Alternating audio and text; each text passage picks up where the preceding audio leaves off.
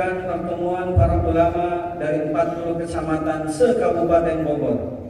Maka kami menyepakati beberapa hal sebagai berikut.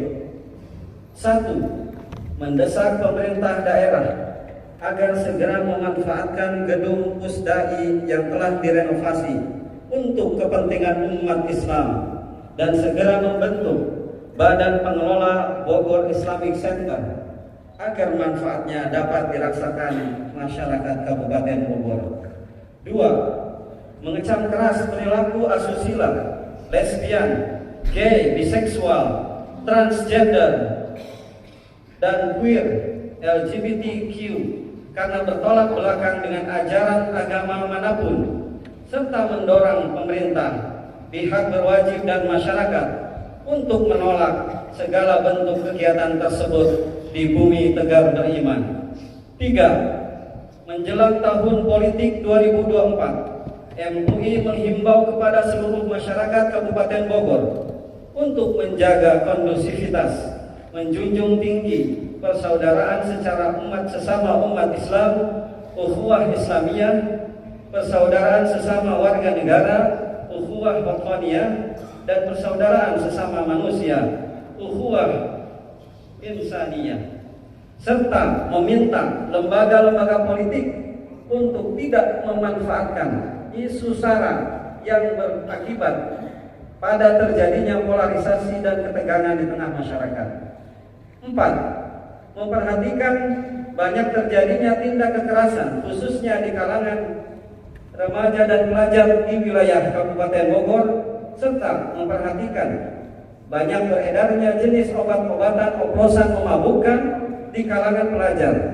MUI mendorong pemerintah daerah dan pihak berwenang untuk menindak tegas para pelaku sesuai dengan norma dan aturan hukum yang berlaku.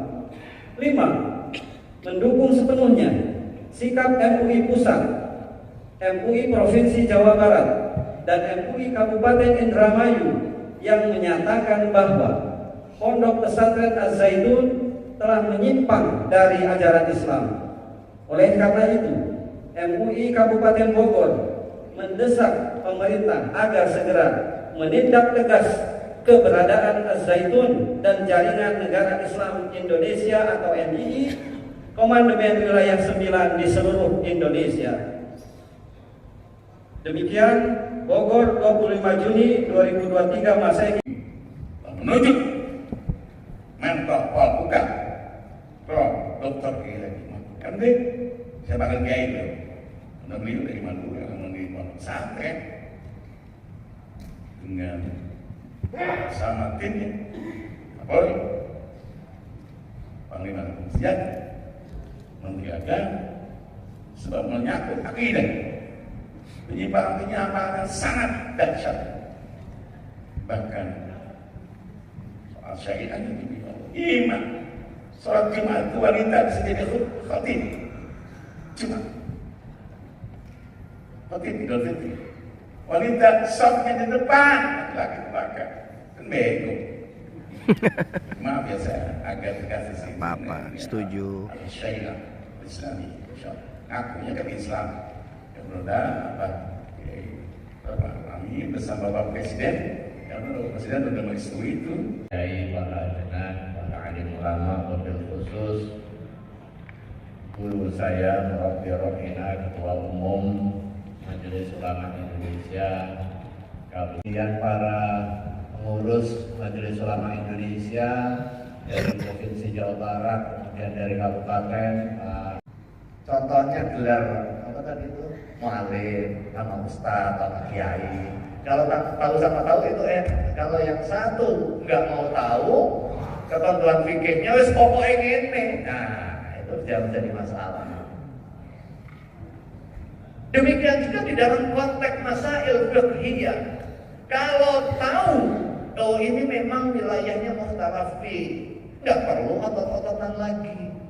Maka kemudian jalannya adalah mencari titik temu sebanyak mungkin. Ikhtiar kita adalah upaya al-khuruj minal khilaf. Dan inilah manhaj fatwa di dalam Majelis Ulama Indonesia. ketika di dalam struktur penetapan fatwa, yang pertama kita lihat dia mensus apa tidak. Kalau sudah disebutkan eksplisit di dalam nas, nggak usah debat lagi. Soal haji ke Baitullah, soal tawaf bil bait, nggak ada tawaf di Pondok Gede, cukup itu nggak ada. Atau di Indramayu, nggak ada. Udah nggak perlu lagi dibuka-buka kitab lagi. Ini sudah mansus.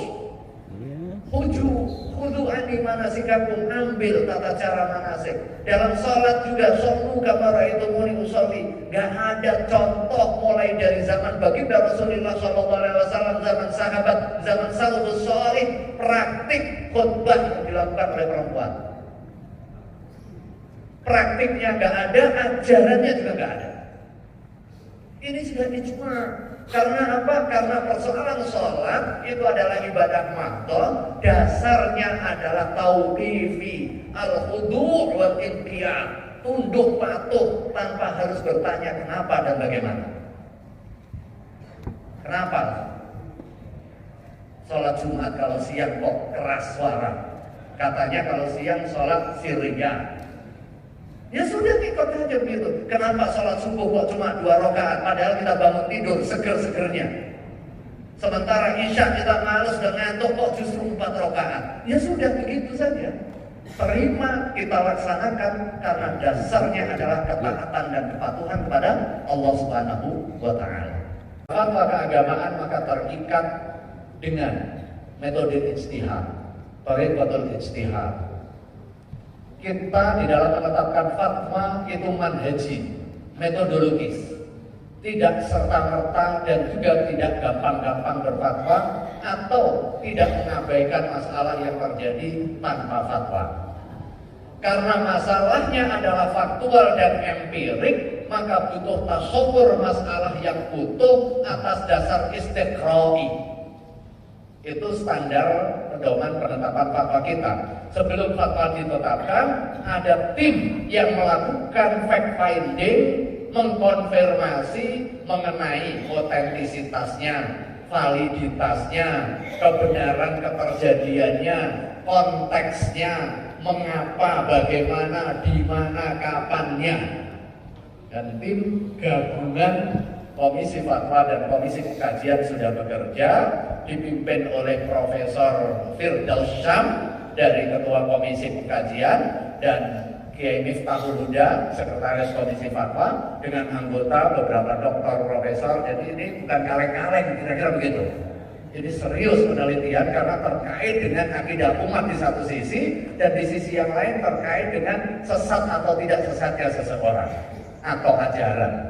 Jadi kita serius, faktual atas dasar istiqra, empirik sifatnya, atas dasar burhan untuk tahqiqul manat, kita menetapkan fatwa atas dasar dalil-dalil dan argumen-argumen yang kuat, dan dengan bacaan basmalah kemudian kita Bismillahirrahmanirrahim.